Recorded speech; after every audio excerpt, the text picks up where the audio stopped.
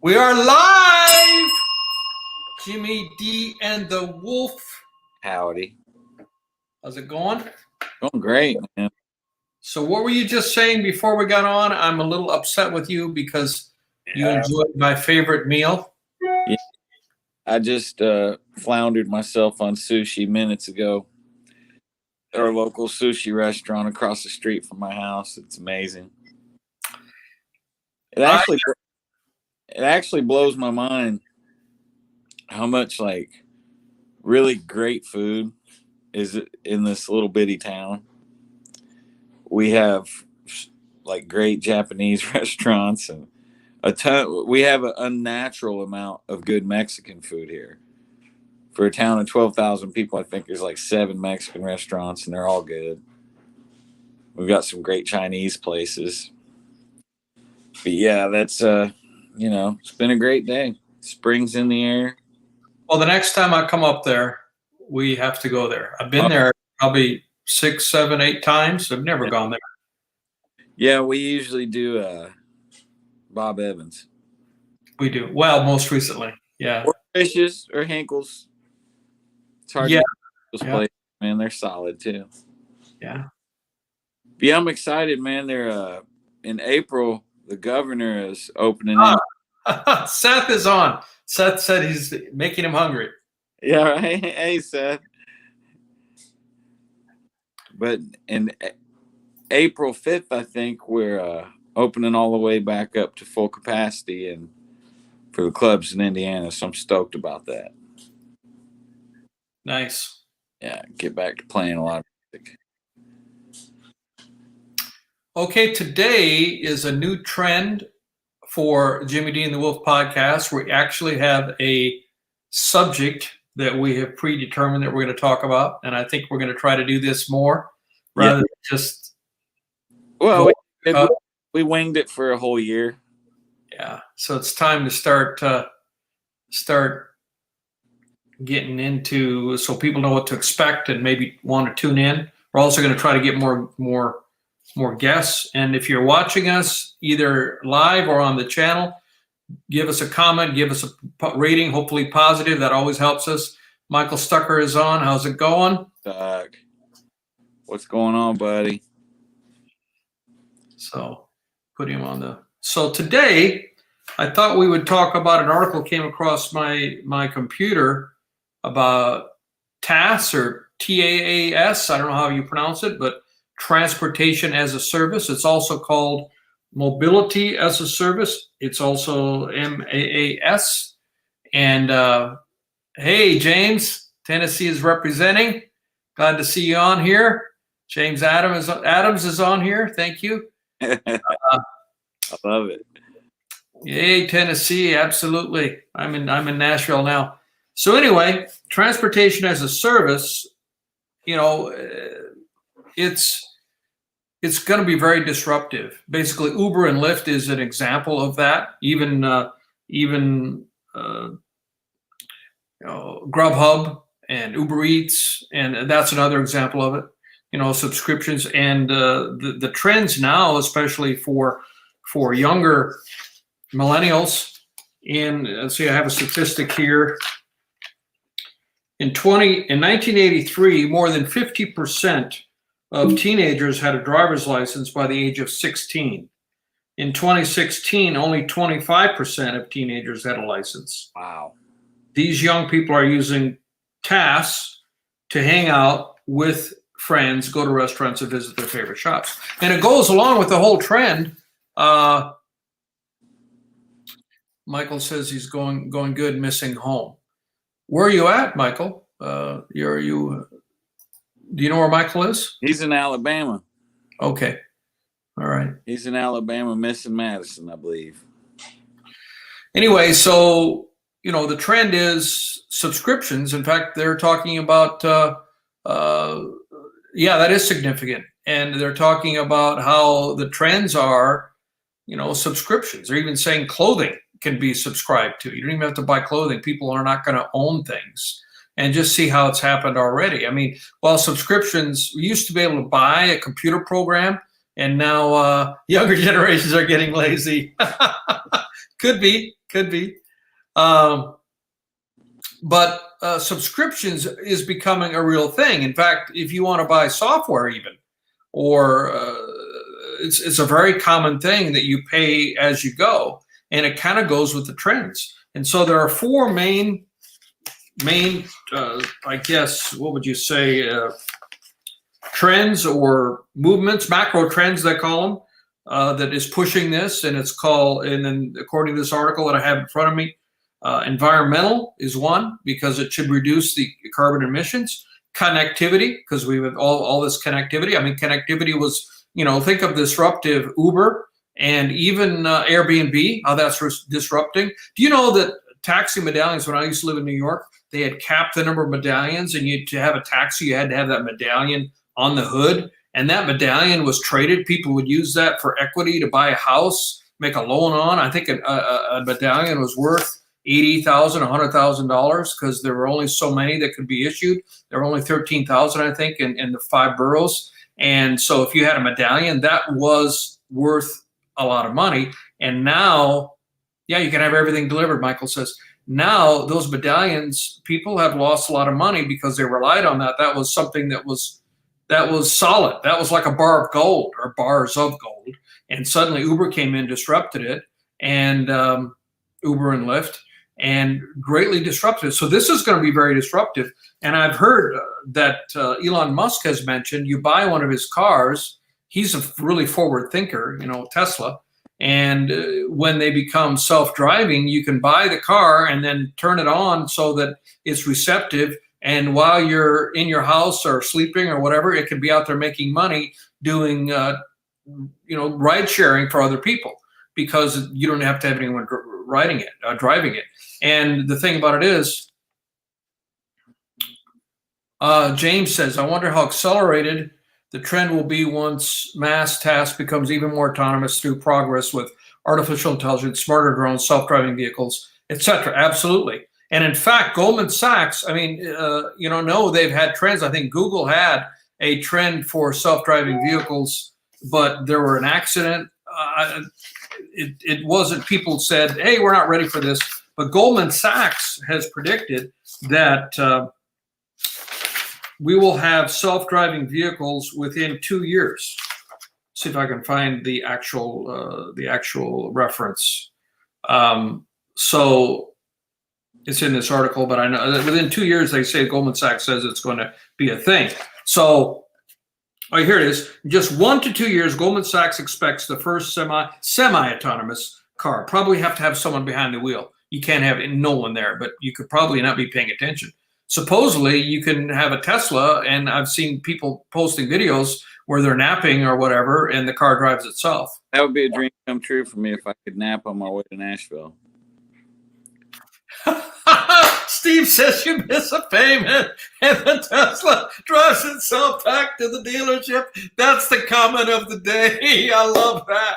It has probably got truth to it. The car suddenly starts up. Or where's my car going? when the new model Tesla comes out, the one that you're in dies in the middle of the interstate like the iPhones do. It's exciting, it's interesting, but some of the trends it's going to disrupt are car sales. Big time. Because the average Porsche manufacturer. It's if and to be involved with the car industry. I used to be in plastics, and if you got involved with automotive supply, that was the big deal. That was the big kahuna, because that's where all the money was. And I remember I worked for another company I worked for. We made a particular kind of plastic that was used in packaging. And we were at about that particular segment, what I was in charge of it, was about $5 million before I quit to go on my own. And we were trying to get spec'd in the automotive for gas tanks, because we were selling for food packaging. It's high barrier food packaging. And so if you sold it by the pennies, because of fraction, like you get a chunk of cheese, the amount of plastic, the amount of pounds in one chunk of cheese is almost insignificant.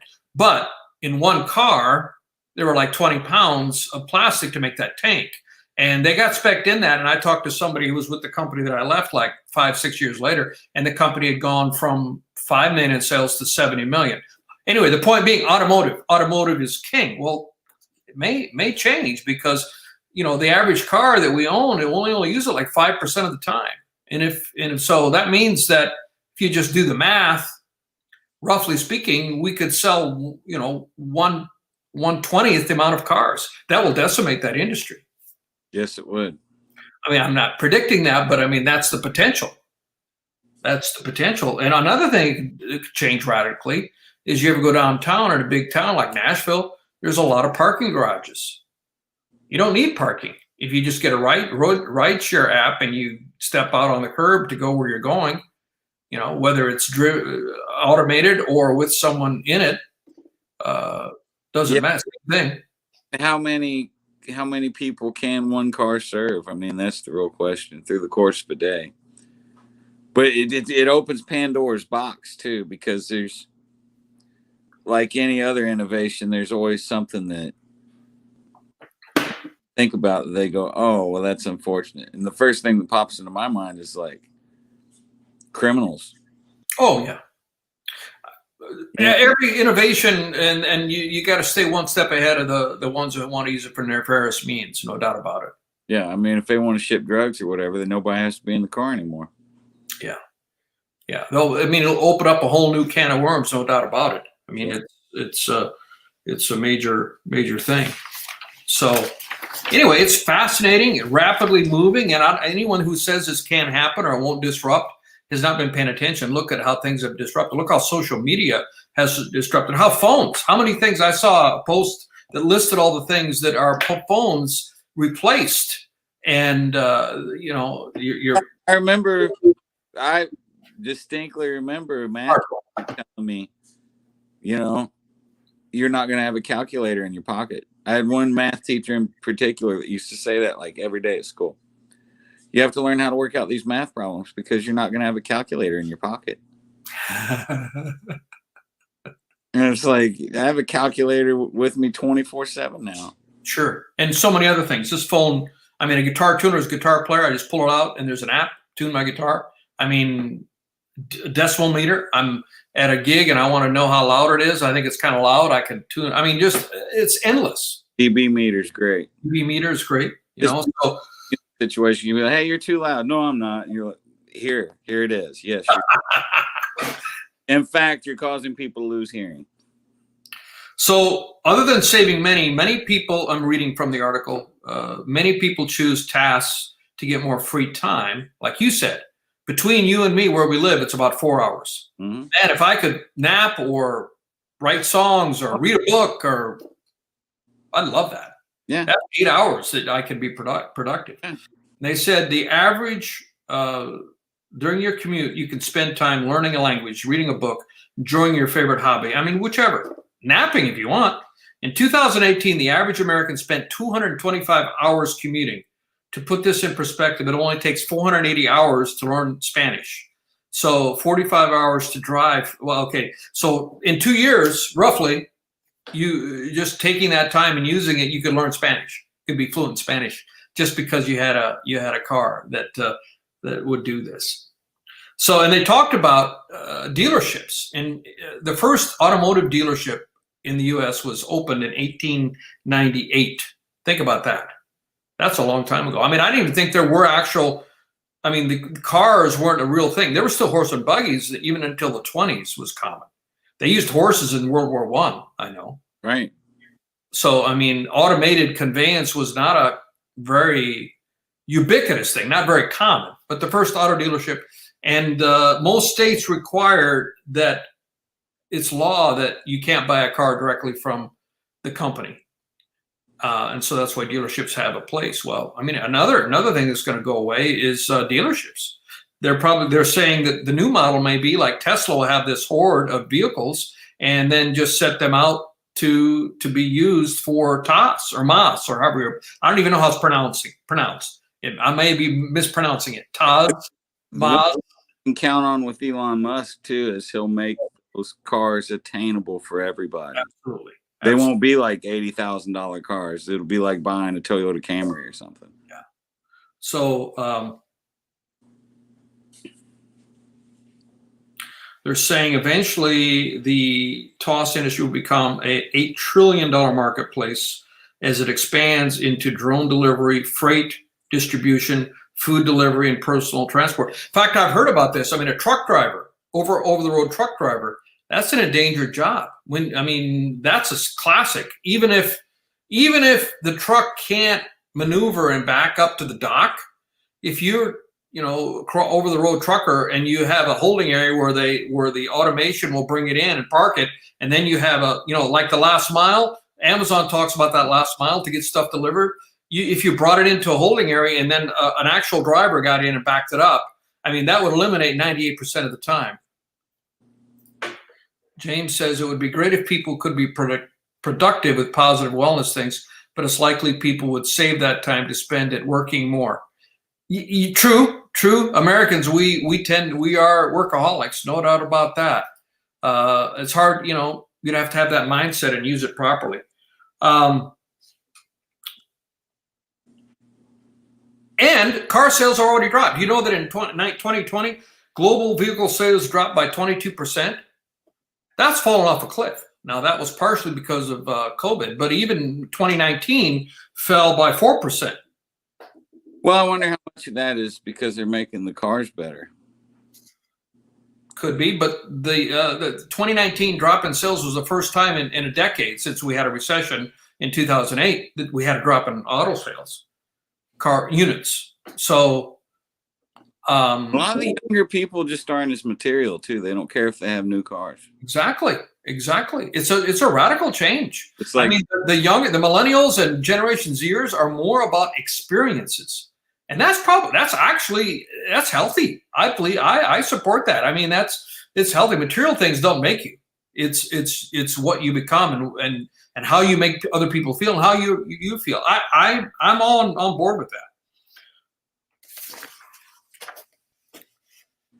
So we talked about the medallions. There's all these apps that I'm not even aware of that this mentions that it's hard to even keep up. So so we got for companies that are already involved. They say DoorDash, Grubhub, Amazon Prime Delivery, which we aware of probably, Postmates. I know all of those, but there's some other ones that I've never even heard of. Wave Car. Wave is spelled WAIV, so like when you waive the fees. Mm-hmm. Wave Car or Turo, Turo. You can even lease your personal vehicle or find a vehicle you can lease. So that's already in existence. And then other car rentals like Getaround, Zipcar, and Uggo, so small A, big G, O, will let you rent a vehicle whenever you need it. Meanwhile, ride sharing, GoNanny, Uber, Zimride, and Lyft often rideshare services. Talking about Uber and Lyft, an interesting point is that whereas most people have multiple streaming services, as an example, I have Netflix and Amazon Prime, and most people only use Lyft or Uber. They don't use both. And so as far as the difference, Uber has 2/3 of the market in the US and Lyft has 1/3. So that's the variance, but they're going to grow substantially. They're continuing to grow. Uber's the more dominant force, has 68%. I said 66. And then,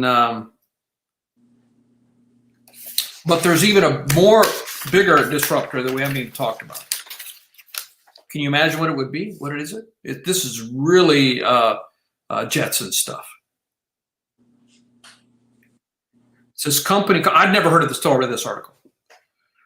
There's a new disruptor about to go public. Joby Aviation is hoping to bring some of this sci-fi magic to millions of commuters. Over the past 10 years, the company has developed zero-emission, all-electric, vertical takeoff and landing aircraft designed to leapfrog traffic congestion. It's called EVTOL. Flying cars, absolutely, Michael. Flying cars. I think you meant flying. That's the D instead of the F. Flying cars, 100%. This is going to be real. And they call it, the initial for it is little e and then VTOL. So it's called all-electric vertical takeoff and landing. Each aircraft will carry one pilot and 4 passengers for journeys of anywhere from 5 to 150 miles. Drop the mic. That's amazing. At the speed of 200 miles per hour, max speed. These are taxis of the future, the next evolution in ride hailing after Uber and Lyft. In fact, Uber was working on this idea, but sold it. So this was an Uber project, and they sold that business. But they still have ownership in it. They made a $75 million investment in the company. That could change. That could entirely change commerce. Michael says vehicle is to start at 250,000. I don't know. You must have more information than I do. Vehicle at 250 grand. That's not really that much. I mean, you can think about how much money. I mean, a truck. You know, flying car. For a flying car, that is actually pretty cheap. Yeah. Steve says, the older I get, the less I want to leave my house. Steve, you are funny. I love your comments, man. I love I still am chuckling about the one. You miss a payment and the Tesla drives back to the dealer. That's the comment of the day, man. Anyway, so that's the next evolution, and some big players. I mean, Toyota spent $400 million invested into Joby. Toyota. So the company's goal is to save 1 billion people an hour of commute each day, and to accomplish this in an environmentally friendly way. And they plan to have commercial passenger aircraft in operation as early as, wait for it, 2024. This is 2021, guys. 3 years. Mic drop. Yeah, that is legit. Unbelievable, man. So yeah, go ahead, sorry. Change business, you know. Oh, 100%. I mean, now there's got to be a lot of complications. I mean, there's going to be accident. I mean, how do you prevent people from running into each other? And drones delivering packages running into e-Joby with people in it. I mean, you know, more complex stuff, and there will be hiccups. That people will have accidents. People will probably die. I mean, you know, every time there's progress, it's not. That's how we learn best. All the important lessons cost a handful of lives. In the next decade, Joby plans to have a total of roughly 14,000 vehicles, generating $20 billion in revenue. It expects to have a presence in at least 20 cities worldwide, with recurring revenue in the aircraft segment accounting for more than 50% of annual sales. So, and they're already valued at $6.6 billion, and they haven't had any sales yet. And they're using another very common thing, a SPAC, which is can't remember what it stands for, but it's the investment vehicle that everybody's talking about, where they get all this money and they can invest whatever they want. And so Joby is connected with a SPAC, S-P-A-C.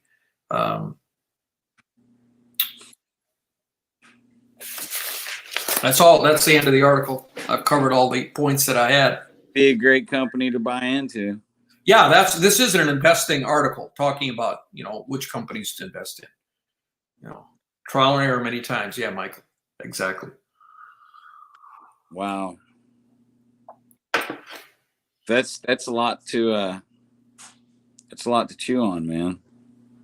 3 years. I mean, think back. This is 2021, 2018. 2018 doesn't look much different. And I look back at 2018. The only difference we're in the pandemic space, pretty much, other than the COVID thing.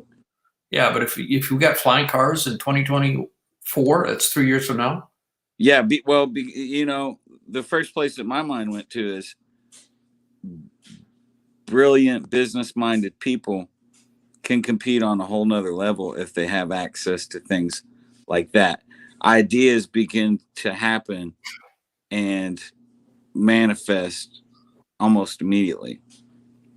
If you say, we could do this and I need that, and it's in Austin, Texas, and I'm in Milwaukee, and I need it today, or something to that extent, you know. I know they said it could only travel 115 miles now.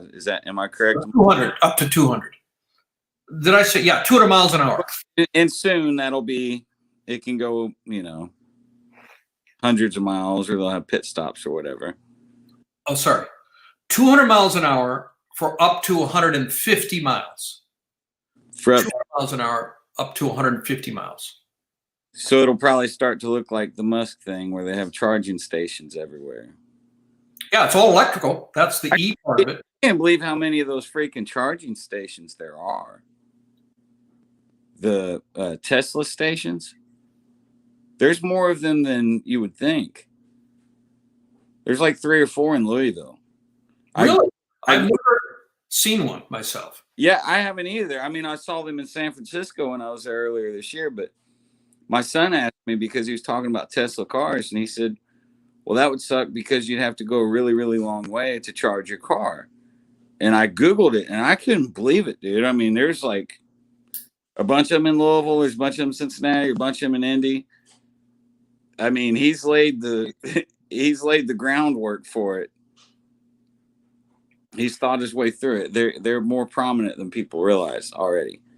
I'd like to research if there are any in Nashville. There have to be. I bet. Nashville's bigger than Louisville. I'm thinking. Shocked. I really was, man. I was shocked how many of those electrical car charging stations were within like 90 miles of Madison. I was blown away. I mean, I wouldn't mind having a Tesla. I think the cheapest one is under 50 grand. You know, I mean, you buy a new F-150, that's 50 grand, right? I mean, I think fully loaded. I'm holding out for a flying car, man. I'm just going to keep driving my 4Runner, and unless it breaks down, I'm going to keep driving it until the flying cars come out. You know, so that's the next ride. 250 grand. I mean, you know, a Lamborghini is about that, or, you know, instead of what would you rather have, a Lamborghini or a flying car? Flying car. And well, you're going to have jetpack will be readily available soon enough if they have flying cars coming out. What did you say? I misheard. Jetpacks will be easy. Jetpacks. Well, I've seen videos of people use it. I mean, jetpacks are a thing. I mean, there are videos of people, you know, on TikTok or wherever you can see people, you know, taking off and jetpacks. That actually exists. I don't know the ins and outs of it, how practical it is, how expensive it is. I mean, right. I say this all the time. This is the best time to be alive. There's never, in the history of the arc of human existence. 100%. It's so exciting. Yeah. Well, I mean, in a couple of years, you're going to be able to nap while traveling. Well, I've been talking about that with some of my friends for 20 years. And I do enjoy driving on occasion, but I'm so impatient. I'd love to be able to, you know, dual task. Exactly. Every time I traveled, I would wake up at like 3 a.m. Yeah. Just finish out my sleep cycle while traveling. Wake up at your destination fresh. You know, set up your car so that it's not like uncomfortable in the back, you know, or maybe get a vehicle that literally has a bed, maybe you know, like a van, and has like a touring van, like I was talking about getting for us to go touring, playing music, and I still may get one. Sprinter, want to get a Mercedes-Benz Sprinter, and just set that up for automated driving. I mean, heck, imagine as a touring musician, you know, you know, load on the gear, say goodbye to everybody, sign all the autographs, sell all the merch, load everything in, and you don't need a tour manager to drive the bus. You just get in, hey, let's hit the sack and turn the thing on, and we'll wake up at our next gig. You could actually do a lot more gigs because it's the travel that beats you up. The travel and the setup, you know what I mean? That'd be a real game changer for musicians. Well, yeah, it would be for everybody, I'm sure. I mean, you still got to travel, but usually, you know, if somebody's driving, you know, a bandmate feels obligated to sit up and, you know, talk to him and keep him awake, you know. Not all the time, but at least in the, you know, I played in bands that, you know, we had to drive a long ways and felt obligated to try to talk to the guy driving. Oh, yeah, man. A musician that I played with when I was really, really young, I would get real tired after shows, and he did this thing. I was like, man, how do you keep yourself from falling asleep? And he said, it's the 10th Avenue freeze out, and it was winter outside. He rolled his window down for about 5 minutes, and then when it wasn't cold outside, he would just blast the AC. And I was with this same guy one night, and I was really, really young. I don't even think I was driving yet. And I was with this same guy one night, and he said, and if the freeze out doesn't work, you do this. And he reached down and he grabbed a patch of hair on his leg. Just ripped it out. But it's the thing, man. I mean, with music, you get so freaking tired because absolutely. Play 4-hour gig. Mentally, you're hit, man. After you play, you're not even physically tired. You're just mentally like dusted. Absolutely. And it's it's hard to stay awake. So that'd be I played in a band with a guy. George was a drummer, and he would drive. And I remember we played a particular gig, and it was in 15 below, and I remember loading out in the back. We backed up, and snow on the ground. It was in Iowa, and it was just miserable. 3 a.m. by the time we get loaded up. Everybody's exhausted. And we get in drive. We had a 4-hour drive, I think, if I remember right. We arrive at 5 a.m. Everybody's sleeping except him. And he would do that every time. I could not do that. I literally could not do that. I would fall asleep. I would not want to endanger my bandmates. Some people can do it, I guess. Or maybe he had tricks like your friend. Maybe he didn't have any hair in his legs because he was always pulling them off. I don't know. Yeah. No tricks of the trade. Well, this is a pretty heavy topic. We're only in 32 minutes, but I mean, we've covered a lot of stuff. Man, it's exciting of, what all that could change. What all could happen. Shipping. What will shipping look like all of a sudden? It's already on its deathbed, but I think it would. Well, think about trucking. I mean, truckers always are only supposed to drive so many hours, and they'd find ways to avoid the scales or have 2 logbooks, but now with GPS and all of that, I think it's really hard to evade that. But when you don't even have a human person behind the wheel, heck, that truck can be going 24/7. Yeah. And then the next thing is pilots. Pilots on airplanes. Why couldn't it be completely automated?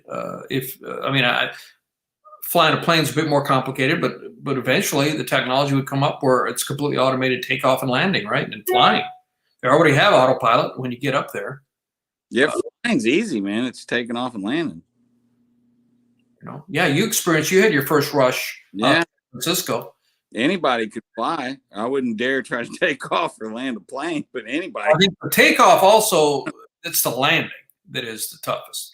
Taking off, it's not as easy as just maintaining. I don't know. I've never flown, but it's the landing is where the experts are at, I believe. I wouldn't want to attempt it. Yeah, I would not either. But if you learn to fly, I know people just love flying and want to keep going. A lot of losers will have to learn a new profession. Yeah. So, well, buddy, I guess we can wrap her up a little early.